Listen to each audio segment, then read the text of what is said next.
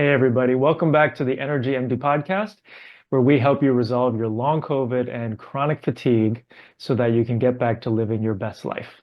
So, really excited about today's episode because we're going to be talking about all things related to weight and weight loss and the relationship between weight loss and energy. And we're going to be doing it with my new friend, Dr. Francavilla. So this is Carolynn Francavilla. She's a doctor. Let's learn a little bit about her. So she's an MD board certified in family medicine and a diplomate of the American Board of Obesity Medicine. She owns and operates Green Mountain Partners for Health and Colorado Weight Care in Denver, Colorado. Dr. Francavilla is a nationally recognized obesity expert, lecturing to clinicians on the topic obesity, as well as teaching through her own platform, helpyourpatientsloseWeight.com. She also hosts the Doctor Francavilla Show, a podcast about weight and health, which we're going to learn more about. She is a founder of GLP Strong Fitness Program and serves on the Obesity Medicine Association Board of Trustees and was awarded the Dr. Vernon B. Astler Award for dedicated service and support in 2017. Dr. Francavilla is an assistant professor at Rocky Vista University and volunteer faculty at the University of Colorado School of Medicine. Dr. Francavilla, thanks so much for joining me today. Thank you so much for having me. I'm really excited to have our conversation because this intersection between weight and energy is something I see on a regular basis in my clinic. And I think we're both going to learn a little bit and hopefully give your listeners some ideas of how they can feel better. Yeah, it's hard when people are tired and they want to lose weight and sometimes they don't have the energy to exercise. So looking at what else is available is really awesome. So let's look at what you call comprehensive weight care so we can kind of get a sense of the landscape. Yeah, so I think a lot of people have a preconceived notion of what the advice is going to be when it comes to weight. And one thing I really like to emphasize is that it's a comprehensive approach if it's done right. So the first thing I always do is try to figure out underlying or root causes. Why does someone struggle with their weight? And so for your listeners, it may be very related to their fatigue or the other, medical conditions they have that are related to their fatigue. So trying to figure out why someone's struggling. Do they have hypothyroidism, for example? Do they have insulin resistance or prediabetes that's making it hard to lose weight? And then there's one universal thing that makes it hard for pretty much all of us to lose weight, which is when we start to lose weight, when we cut calories, eat less food, our metabolic rate actually goes down. And so we burn less calories, and then our hunger hormones go up. And so that's why the weight loss process can be so frustrating for people. They think that maybe they don't have willpower to keep going, but it's really their physiology that's keeping them from losing weight by decreasing their metabolic rate and by increasing hunger and decreasing fullness. And actually, that decrease in metabolic rate can lead to fatigue. Some people actually literally have less energy when they are trying to lose weight, when they're cutting calories, when they're eating less. So probably something that will come up a couple times in our talk, but sometimes people really do have decreased energy when they're losing weight. And then from there, looking at nutrition program that makes sense for each individual person, there's really no best way to eat. And so one of the things I like to emphasize is trying to figure out what is going to work for the individual, what helps support their weight, and what's also doable, right? We all have limited bandwidth with what we can actually achieve. So making the highest impact nutrition changes that are going to help you, as opposed to doing what worked for your friend or what you saw on TV, really what makes the most sense for your life and that's sustainable for you. Crash diets don't work long term. So if you're going to make a nutrition change, it should be something you can keep doing long term. Exercise, something I think we'll talk about a little bit more as well. Movement is not how most people lose weight. And we have lots of studies that show you don't really lose weight from exercise. You have to do so much exercise to lose weight that it's not realistic. It is how we maintain weight. And so certainly many people will experience weight gain when their activity level goes down. And if people do lose weight and want to keep it off, increasing movement long term is very helpful to maintain that weight loss. So it's a very important long term strategy. But if someone isn't able to start with exercise, it's not the most important. And then medications can really help support people who lifestyle alone is not enough for. And like I said before, when you start to lose weight, metabolic rate goes down, hunger goes up, and it gets hard to sustain and have a significant weight loss. And so for those people, surgery or medication may be the solution. And then behavior change, which can mean lots of different things. That can be anything from logging food to changing your relationship with food and how you think about food, but all the different habits and behaviors and thought process we can work on. So that is what comprehensive weight care or comprehensive obesity care, I think, should look like. Brilliant. So it seems like we're talking about the behavioral change, medications or surgery, nutrition, exercise. Was that four or was there And one then that did I we talk missed? about behavior change? Yes, I So listed that underlying one. So what I causes, missed. nutrition, exercise, medication, and behavior change are sort of the five components. Gotcha. Okay. And the underlying causes you talked about thyroid and insulin resistance and prediabetes. Um, Interesting. And the exercise one is a really interesting one, which is actually really good news for people who are in my world because they're tired and it's hard for them to exercise. Oftentimes we're talking about their Goldilocks dose of movement, which might just be, getting up and walking around the house once, depending on how tired they are. So in terms of priorities, which one would you say is like the biggest needle mover when it comes to losing weight? Nutrition really is the biggest thing that has a huge impact in terms of weight loss. But if people are not able to make a sustainable nutrition change on their own, then adding a tool to it like medication or surgery really is what is going to allow the nutrition change to pay off. Those tools don't mean people don't have to pay attention to what they're eating. They really allow people to eat smaller portions and eat healthier foods and feel satisfied. So they really help support a lot of those healthy changes that we want for ourselves and that we want for our patients. So if nutrition alone isn't working, if people are not able to lose weight with really doing the right things, then I think there's no shame, no harm, and we should be encouraging people to consider medications that can help support them with those changes. Mhm. So I know that it's individualized, but in terms of nutrition, are there some general guidelines to follow? Yeah. So um I think the biggest thing, I was just on a summit, which you were so nice to be a guest on with me. And the most consistent message I heard from experts on weight and health from so many different disciplines, and that I agree with as well, is caution around ultra processed foods. So, ultra processed foods are these foods in our environment that are completely industrial made. Things like, not to get blacklisted by anyone, but like, Doritos or Oreos or goldfish crackers, the type of food that you or I couldn't replicate in our home no matter how hard we try, because they're Mhm. made out of these ingredients that are like barely food.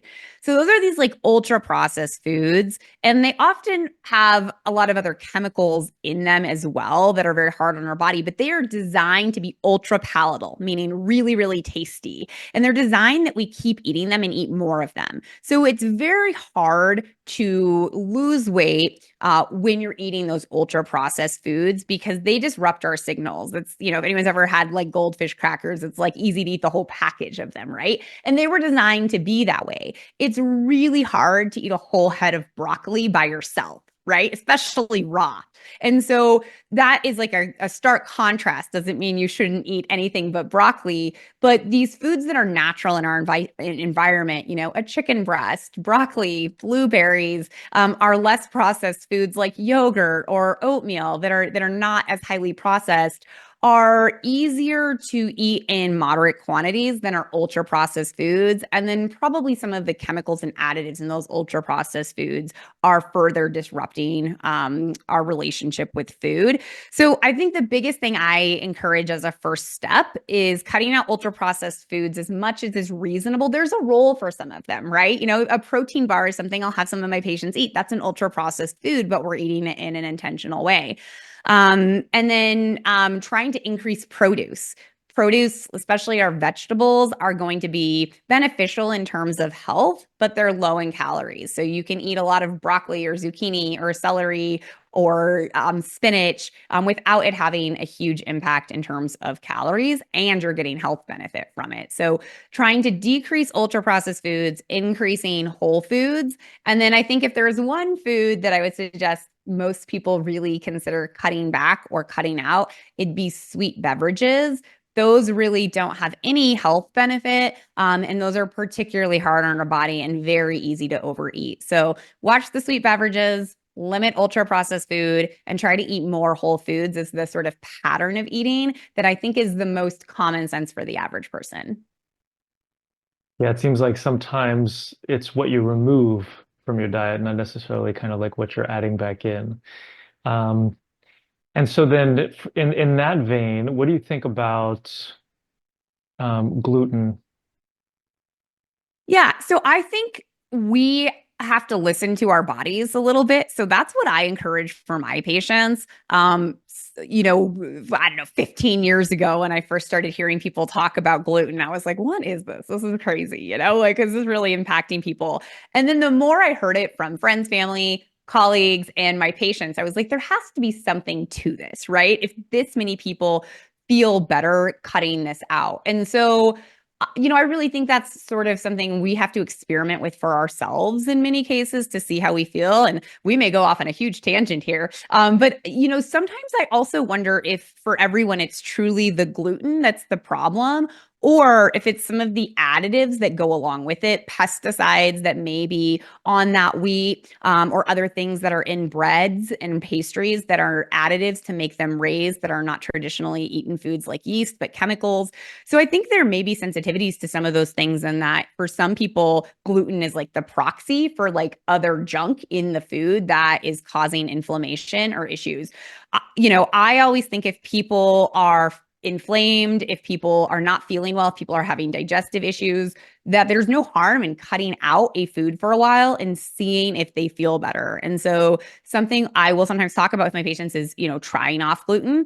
Dairy, I think for some people is really inflammatory. That is when I noticed a huge impact for myself, and so I encourage people to eat dairy on a regular basis. But if they have certain symptoms, I'm like, well, what if you tried off of it for a month and see how you felt? So that's kind of my approach to some of those foods is like, certainly cutting out gluten is not a way to lose weight. But for many people, they may feel better. And if you don't feel any different and it's hard to eat gluten free, then maybe don't invest too much of your energy. But since you asked the question, I want to hear your thoughts now. What are your feelings or thoughts on gluten? Well, I've found that, if somebody is metabolically stable, so if their thyroid is dialed in and they're not too out of balance, that they can go gluten free. And I found that they will lose about 10% of their body weight. Um, maybe 3 pounds a month until they get back to their high school weight if they were healthy in high school. So just from removing gluten. Now, oftentimes they're also doing, it's never just in isolation. So they're off of sugar and alcohol generally, and they're eating more vegetables. So it might be a combination. But when I've had some people just go off gluten, oftentimes it can be dramatic because oftentimes the weight that they have is water weight. And I think it also depends what you're replacing it with. So if you're taking out Mhm. gluten, but you're replacing it with a lot of other ultra processed, baked goods. So you're just doing a bunch of, gluten-free cereal and gluten-free bars and gluten-free muffins. I think that you're going to have a different effect for a lot of people than if you remove gluten, but you're also now increasing your whole grains, your vegetables, your other whole foods. Then that may be part of the impact for people there as well. Yeah. And I think what you said also about the additional additives, pesticides, et cetera, is really true. When you go to other countries, Europe, we went to Iceland and I've been to India before. All those places I was able to eat the gluten. Now, I didn't go crazy with the gluten, And we just had a client who came back from Finland where she's like, she actually couldn't eat the gluten in Finland before she started our program. Now she can eat some of it, but it's like but you can't eat any here, so there is this disparity between kind of like what we're doing to our wheat. And sometimes it's the hybridization, it's the dwarf wheat, et cetera. And sometimes it's also the additional additives. So that's always interesting when people travel and they try things and they're like, you know what, I didn't react the same. I hear the same thing from my patients often when they'll go to Europe and they're like, I wanted to see how I felt eating the bread or the pastries there, or it was worth trying. And they're like, and I felt fine. And it's like kind of scary a little bit to me, right? Like, Mhm. but our food is less regulated here in the US, and we do have a lot more of that ultra processed food, the stuff that truly is industrialized food. It's not really real food. And we'll see how things happen with Europe because I do believe that unfortunately they just kind of open the doors to genetically Mm. modification. So, um, and Monsanto. So we'll see how things go, but hopefully it'll continue to be that way. But I also, I think it's whenever we talk about something like this, it's important to say, if that, some people may have results from that, but if cutting out gluten doesn't lead to weight loss, like it's not your fault, you didn't do it wrong. Like Right. you may just need more aggressive nutrition changes, or you may need a support of some other tools to help with weight loss. Because cutting out any one food group, whether it's meat or dairy or gluten or whatever one thing is certainly not a guarantee that your weight is going to change. Mhm. So let's say that somebody has done a really nice job with their nutrition. They've modified their diet, removed these things that we've kind of talked about today, and you've addressed their root cause stuff. So their thyroid has been optimized, and they're still having a hard time losing weight. Or maybe let's go to the root cause stuff a little bit more. Um, so what in the root causes, you talked about thyroid, you talked about diabetes, insulin resistance. Let's go to hormones. So thyroid, sex hormones, adrenals, how do they play a role?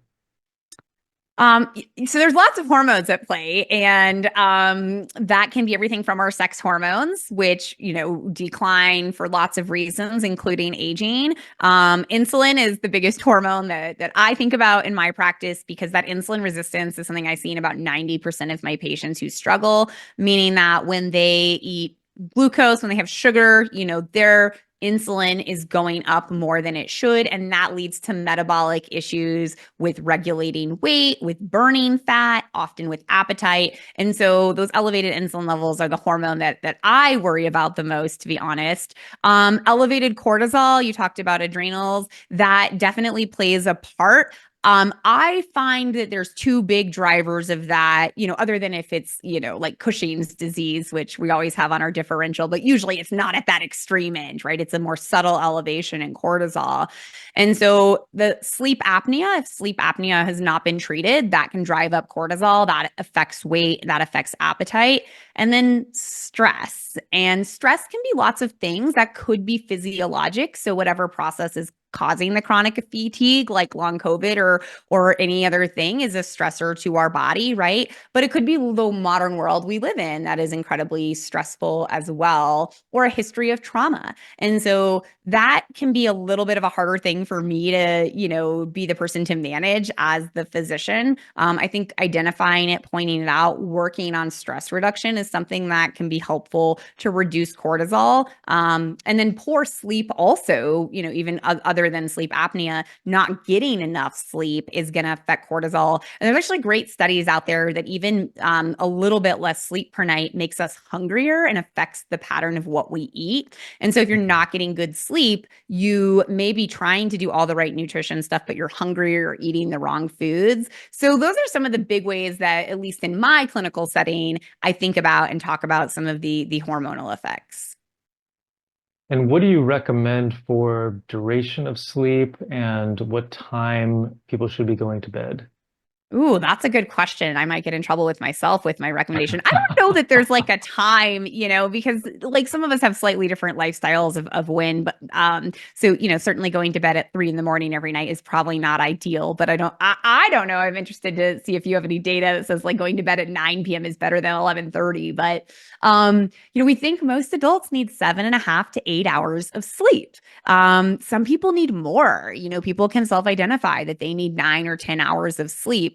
People who have themselves convinced that they're doing fine on 6.5 hours a night are probably almost always wrong. Like most people really need more than that. So, I think most of our data supports that people need 7.5 hours of sleep is probably a minimum. People have different levels of quality of sleep as well. And so if you're getting disrupted by pain throughout the night, by sleep Mhm. apnea, by a partner with sleep apnea, by a pet or a child, then you may need more time in bed to get enough sleep. And then, of course, trying to minimize those disruptions because the quality of sleep is also important, not just the amount of time. What do you recommend for sleep? I generally recommend earlier is better, at least for my population. The studies that are most recently on my mind are actually the ones where I was arm wrestling with my 16-year-old about what time to go to sleep. And so most of the research on going to sleep after 11 for a teenager indicates worse symptoms, worse production the following day, more cognitive difficulties, more fatigue. And I kind of feel like it's a little bit closer to 10 for adults, at least the people that I work with. And sometimes their sleep circadian rhythms are so dysregulated that they are having more energy into the evenings than they do first thing in the morning. So they're like, but 10 o'clock is when I'm ready to go and I'm feeling good and I'm getting stuff done. It's like, yeah, and that's the adrenals, that's the thyroid, that's a number of these things that need to Right, be right. That's your body going into recreated. fight or flight mode. That's the cortisol going up, and it's not real. It's not the good type of energy. You want to wake up feeling refreshed, not get those energy spikes, when you should be going to sleep. Yeah. So let's talk about menopause. So, women who don't have weight issues at all until they hit menopause, and then all of a sudden they start to put on weight. How do you navigate that?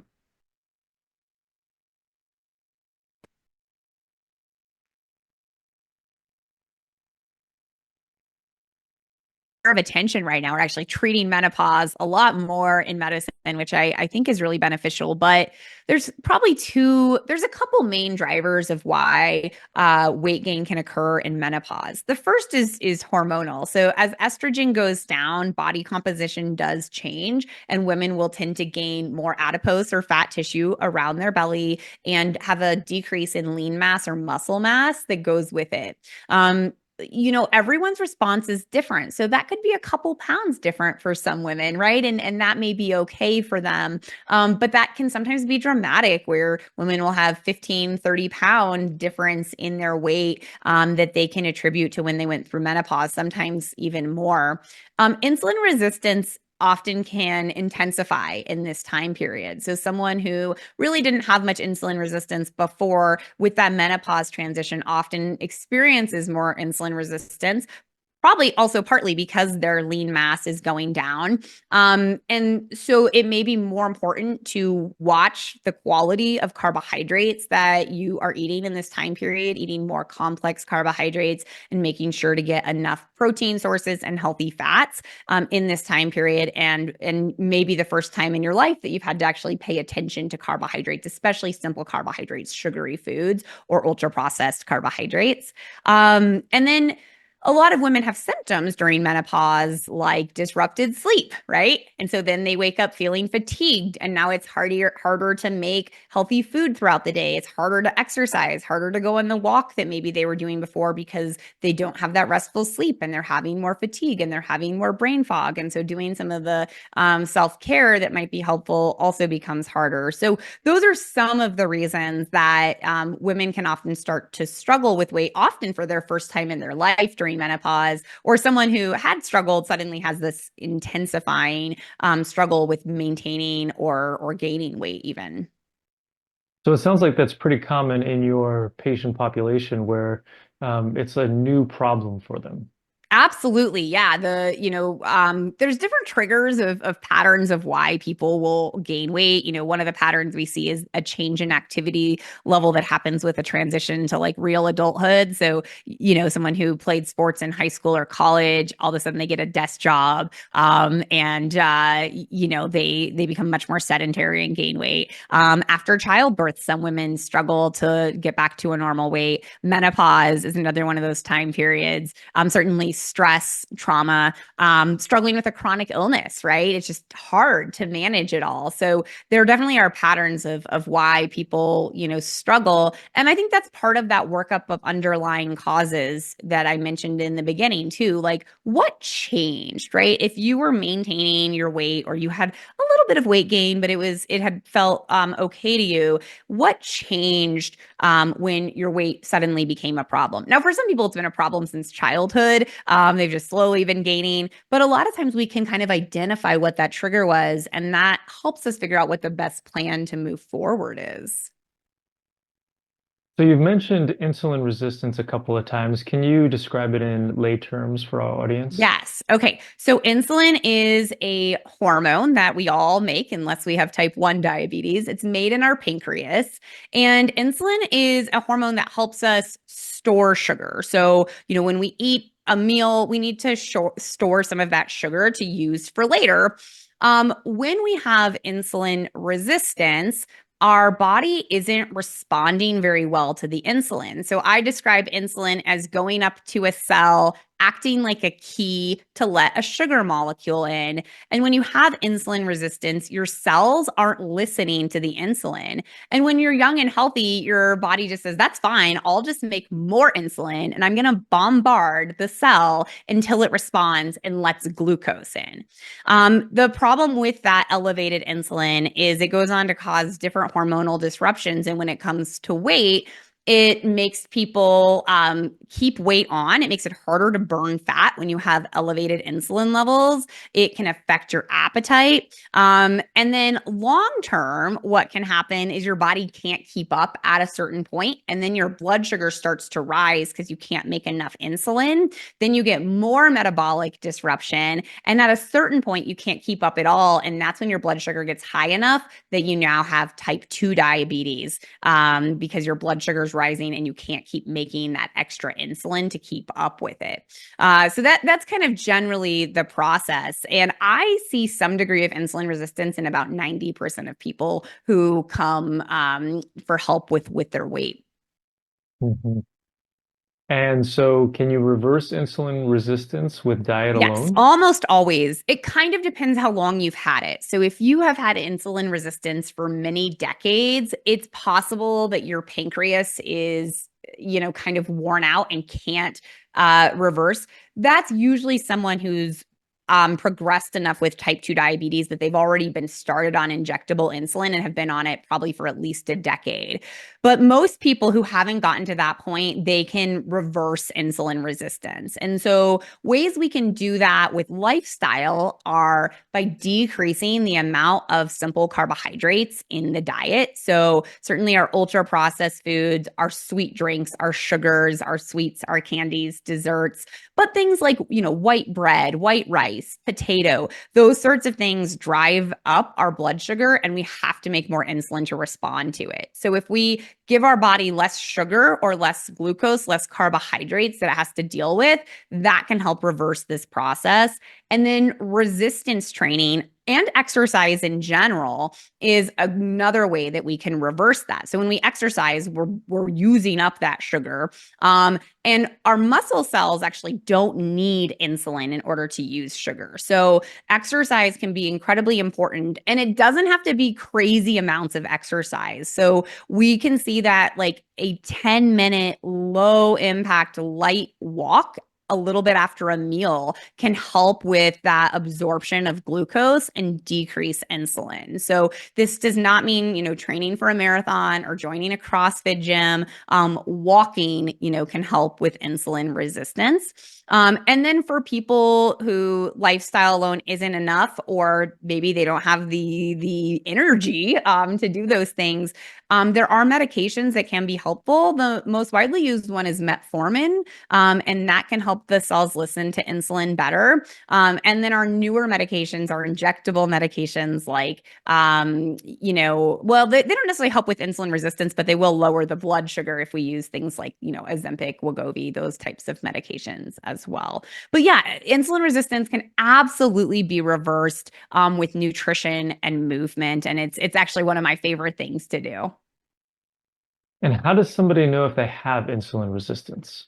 Yeah. So if you've ever been told you have diabetes, type 2 diabetes, you have insulin resistance. If you have pre-diabetes or high blood sugar on any of your blood tests, you have insulin resistance. But people who haven't reached that point, there is blood tests that can be done. You can do a fasting insulin level at the same time as a sugar. There's a calculation you can do called a HOMA IR. Basically, you want your insulin to be on the lower side when you're fasting, probably lower than 10. But if you have a blood sugar that's more than 100 when you're fasting, or you have an insulin that's more than 10, that's a sign on blood work. Other signs, if you have a darkening on the skin on the back of your neck, that's something called acanthosis nigricans. You can also get in your axilla, your armpits. So if you have a darkening, kind of a purpley, almost looks like it's dirty in that area, or a lot of skin tags in those areas, those can be a sign of insulin resistance. If you've been diagnosed with high triglycerides on blood work, that's often a sign of insulin resistance. If you have been diagnosed with polycystic ovarian disease, that can be a sign of insulin resistance. So those are a lot of the things we're looking for when we're saying, do you have insulin resistance? And you mentioned fasting. Intermittent fasting is kind of um, it's interesting in our community with long COVID as well as chronic fatigue because it can be very supportive with autophagy and whatnot, but it also can be stressful on the body. So I'm curious, have you found a utility for fasting and intermittent fasting in your population? If fasting works for someone, I certainly support it. The vast majority of people who come to me have a kind of a poor relationship with food. A lot of them try to restrict when they're eating and then find themselves overeating. And so Mhm. for some of those people, fasting can exacerbate that. That can make it worse. So I do have some people who I think are good candidates for fasting, but for people that it hasn't worked for, I guess I don't try to push that too much if we've already proven it's not a fit. There are I favor a little bit more like fast mimicking. So Prolon's a product that's out there where you're actually eating specially formulated food that gets you into a fasted state without the restriction and kind of stress of not eating at all. So I think tools like that, but I think fasting just has to be for the right person, where it makes sense. So some of my patients who it feels sort of effortless for them to eat a late breakfast, eat an early dinner, they're able to eat balanced meals and do that. I think that can be helpful. The people who are sort of like white knuckling it all day long, and then when they eat, they're eating the wrong things, or their appetite is so strong that they are having a hard time making healthy choices, then I tend to steer those people a little bit away from fasting. And I think the principle of fasting, right, is if we're eating all the time, our insulin is up all the time, right? That's one of them. There's also the autophagy portion. And so that has other health benefits. On the weight side, we're often trying to drive that insulin level down. And so I use that as a talking point too, of like when we eat matters and what we eat matters. So if you're grazing all day, then you're constantly spiking your insulin up. If you have discrete balanced meals throughout the day, then you have a little bit more of a normal insulin pattern, and that's probably beneficial too. So when people are excited about like the science behind fasting, it's like, well, how do we apply that in a way that works for you right now? Maybe we don't need to get aggressive and do a 16 or like 24 or 72-hour fast, right? But maybe we can use the principles, which is like, let's not be constantly exposing our body to sugar that it has to deal with. So it sounds like three squares. I tend to favor 3 square meals, but if people need meals in between, I'm also not completely against that. But I generally have people eat 3 times a day. Mhm. What do you? I don't know. You're kind of smiling along. I don't know. No, I agree. I think it really has to be individualized. I think that I mean I like the idea of intermittent fasting. I do it myself, but I also know that it's a good thing that I don't have choices in my house that would lead me to make some bad choices because I know that I get sometimes into a bit of a pickle where it's like, wow, I'm really hungry right now and I could make a bad choice. Yeah. So, And I think it's knowing that you know that about yourself or having someone who can coach through, does this make sense for you? I personally eat like 5 times a day. And I personally don't do well with regular fasting. It triggers me to overeat. And so mhm, for me, I see that in some of my patients having those same experiences. So I think it really has to be the right fit. Like anything, right? Like if you cut out gluten and you feel fantastic, you should continue to not eat gluten. And I don't need a test to tell you that you should not eat any more gluten, right? right. If intermittent fasting works well for you, like great. Like if you feel good, that's a completely reasonable approach to nutrition. Mhm. Yeah, I'm glad you brought up that bit about gluten because I think a lot of people are really counting on laboratory tests these days, for telling them how to do a lot of different things. And I'm finding that every test really is imperfect. And so really the human experience oftentimes is the best test. Absolutely. Like, I mean, again, I don't need a test to tell me I have certain symptoms when I eat dairy. Like, I've lived in my body for like 40 years now. And when it tells me something, I'm going to listen to it. And I try to respect my patients when they tell me something, even if it's something that doesn't make sense, right? I don't have to Mhm. have science for everything. If that is your lived experience, like, that's how your body's responding. Let's honor that. Right.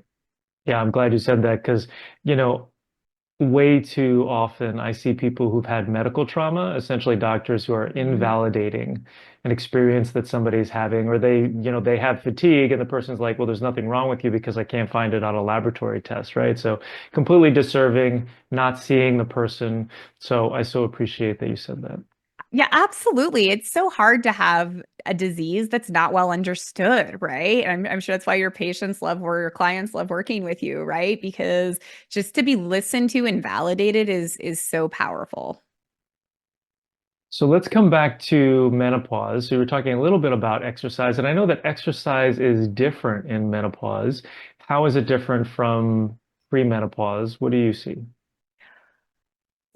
People like to get into the nitty-gritty of exercise, and I honestly think we overdo like who should do what. Like the trends on this change. I will say one big thing that I think people in general as we age, men and women, actually should be focusing more on is resistance training. We're losing muscle mass as we age, and so to fight that, we need to make sure we're eating protein to build muscle, and we need to move our muscles more. We need to do resistance training. Resistance training can be things like yoga or Pilates. It can be body strength training, doing squats, modified squats, push-ups against a wall. And it can involve using weights, but it doesn't have to involve using weights. So if that's intimidating or not within what someone's interested in, bands and resistance training are also fine. But with aging, we do need to emphasize that resistance training. And then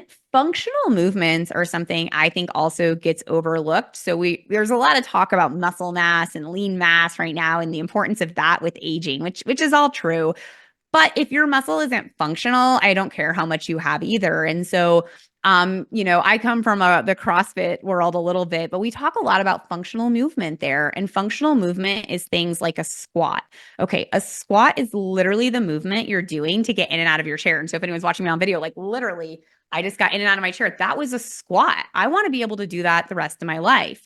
We talk about, a deadlift movement. A deadlift movement is literally picking something off the floor, right? So it doesn't have to be a piece of heavy weight. That may be a grocery bag or your keys or your purse, right? So we want to be able to do functional movements like that. We want to be able to push things up over our head. I always think of putting a suitcase, above me on an airplane. That is something I want to be able to do for the rest of my life. I want to be able to push myself off the ground if I fall. And so functional movements are really important as we age as well. But also for people who maybe haven't been able to move in a while, it's not just about like looks or how much you can deadlift or something like that. It's really about function. Can we do these important functional movements as we age?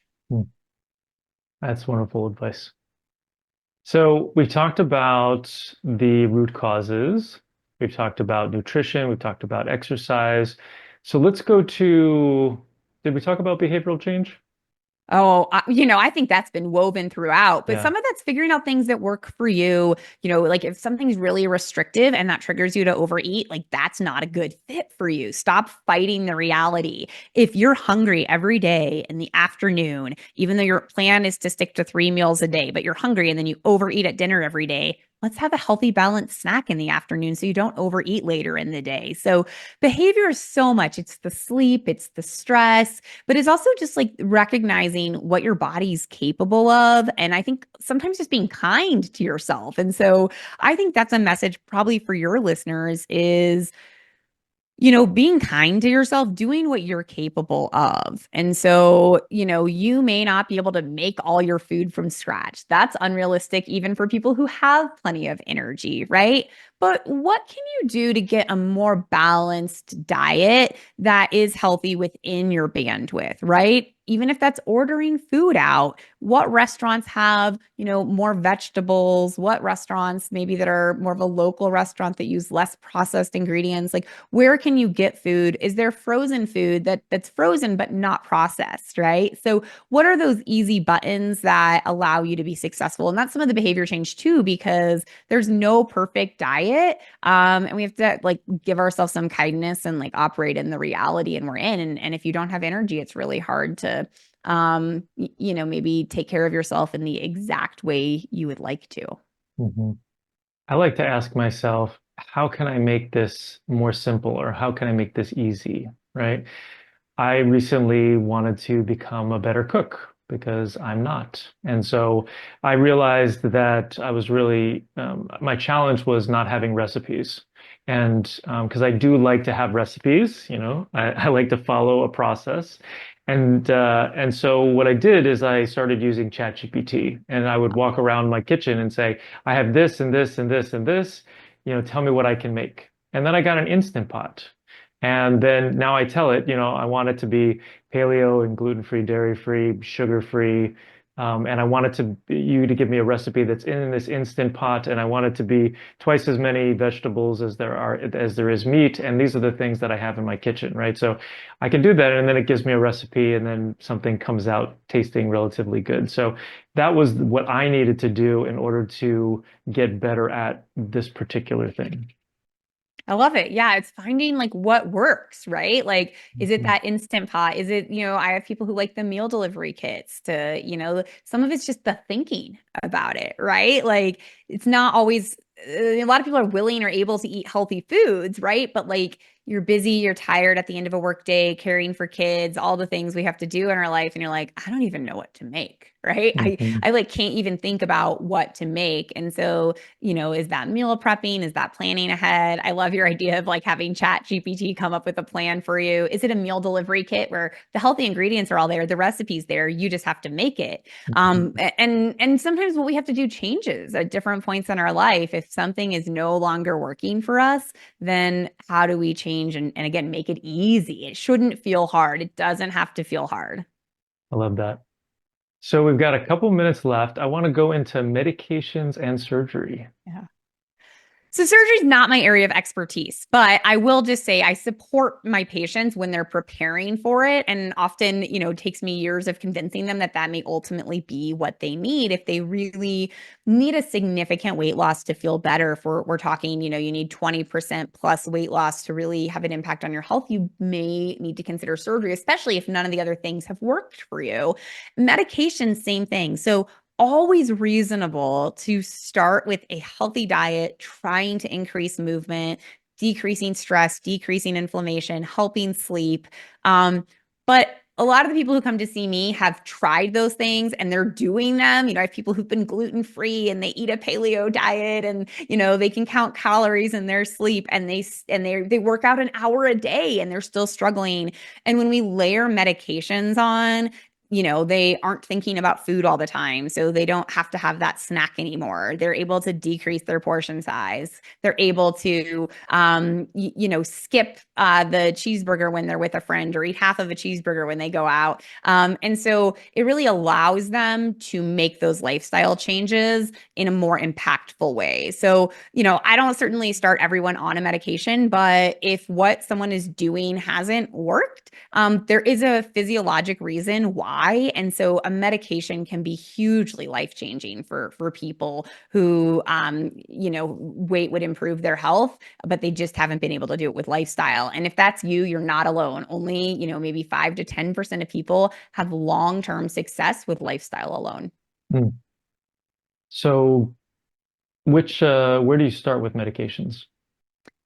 Patient specific, right? So we have older, affordable medications like phentermine, which is a stimulant, so it can help with energy. It's not something that everyone's a candidate for, but it's generic, it's cheap, it's affordable. And so, that is sometimes an option we'll start with. We can combine it with another medication called topiramate that can make it more effective. We talked about metformin is a medication that can help with insulin resistance. So those are some of our more, affordable older options. And then, if people have tried those and they haven't had the success they're looking for, stepping up to things like Wegovy, which most people know as Ozempic, but when it's used for weight loss, it's called Wegovy. That's in a group of medications called GLP-1 receptor agonists, and they work hormonally to decrease hunger, essentially. They have a bunch of other metabolic benefits. They can decrease inflammation. And then the other one is Zepbound, works similarly. It actually works on 2 different hormones, GLP-1 and GIP. And people can expect 15 to 20% weight loss on those medications on average. Certainly some people have more, but some will have less. And really powerful tools that can help people if nothing else has worked, and I there's no reason you can't start with the medication, but most people want to see if lifestyle works. If it does work, great. Like you found a solution. But if it hasn't been sustainable or it really just hasn't worked, then medications are very helpful. And how expensive are they? Yeah. So the phentermine can be like 10 or 12 bucks a month. When we start combining with other meds, again, like 10 to 30 bucks a month, not very expensive. The newer injectable medications are sometimes covered by people's insurance plan, but if they're not, if you're using the actual brand name medication, they're about $500 a month. Mhm. Okay. And what sort of side effects can people see with those?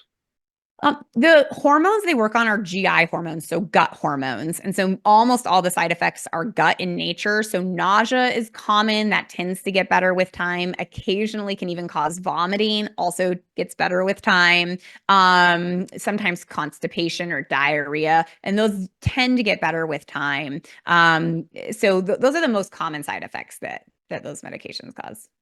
And it sounds like you see a lot of success with the medications. They change people's lives. So about 90% of people on those two, Wegovy and Zepbound, will lose at least 5%.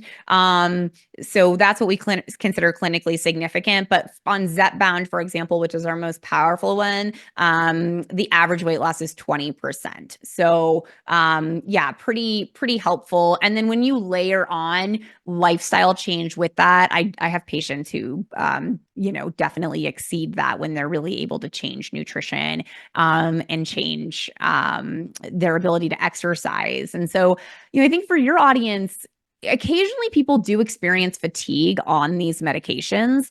So that can be a side effect, but more often than not, when people lose weight, they improve in their energy. And I've actually had people on these medications, especially people with diabetes who really had low energy to begin with, who like their energy shoots up. Like they almost have trouble sleeping because they have so much more energy. They take up new hobbies and then they are able to start moving. One of my patients who's been one of my biggest success stories on Mounjaro, which is Zepbound, but for diabetes. She has lost almost 100 pounds and she just ran her first half marathon. And this Wow. was someone who could, like maybe, walk for 10 minutes when she first started all this. So super exciting to see the impact it can have on people and just the energy and the ease it can bring to life when you lose 100 pounds. It has a Hmm. huge impact on your health. Hmm. And are the medications required ongoing? That's what we think so far. These have only been used for weight for a few years now, but it does look like the vast majority of people, if you need that to lose weight, you're going to need to continue some medication to lose weight. There's certainly stories of people who are successful without them or can step down to a more affordable medication. But I think it's important to know if you're planning to start one of those medications, your expectation should be that you're gonna need to continue it. And I think that's your expectation for anything. I always say, whatever you do to lose weight, you have to keep doing. So if you're exercising 4 hours a day to lose weight, I hope you have time for the rest of your life to exercise 4 hours a day because you're gonna need to keep doing that, right? If you're doing a keto diet, which I think can be great, can really help with insulin resistance, but if you can only do that for 2 months and your plan is to just do it for 2 months, it's not going to be effective when you stop doing it. So any of our interventions, when you stop them, tend to stop working. Well, this has been amazing. Where can people go to learn more about you and the wonderful Yeah, work you're so I have doing? a podcast called the Doctor Francavilla Show. It's all about health and weight. So if you want to hear more of these conversations, that's probably the best place to go. If you're trying to get your toe into resistance training and want to do some more strength training, I have a simple 2-day-a-week program. It's all pre-recorded on an app called GLP Strong. So that's a great place to go for strength training. And yeah, those are the two best places to find me. But go to the Dr. Francavilla Show and can hear lots more conversations just like this. And you have a summit that's going on right now that people will be able Yes. So we have a to. summit that's going on. This is the second week of October right now. We have an encore coming up later in October as well. So that is Dr. Talks. If you go to Dr. Talks and look up Dr. Talks Medical Weight Loss Summit, and I can send you the link for that, then you can check out. We have 40 discussions on there, just like the one you and I had. Experts from all over the country, all sorts of different focuses in terms of weight and health. Just a wealth of information there. Yeah, and we'll drop that link below this as well. Okay, awesome. Thank you so much. Thanks so much for joining me today. This was wonderful. So if you have chronic fatigue or long COVID, come check us out at energymdmethod.com and jump on a free fatigue clarity call where I will review your history and help you figure out what you're missing and why you haven't been able to get better yet. I hope you learned something on today's podcast. If you did, please share it with your friends and family and leave us a 5-star review on iTunes. It's really helpful for getting this information out to more people who desperately need it. Sharing all the experts I know and love and the powerful tips I have is one of my absolute favorite things to do. Thanks for being part of my community. Just a reminder, this podcast is for educational purposes only and is not a substitute for professional care by a doctor or other qualified medical professional. It is provided with the understanding that it does not constitute medical or other professional advice or services. Thanks for listening and have an amazing day.